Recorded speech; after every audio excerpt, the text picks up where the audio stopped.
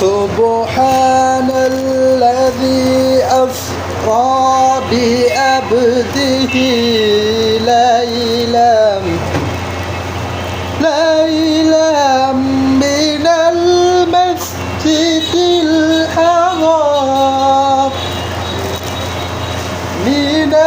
المسجد الحرام إلى المسجد الأقصى الذي باركنا حوله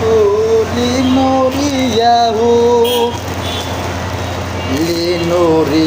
من آياتنا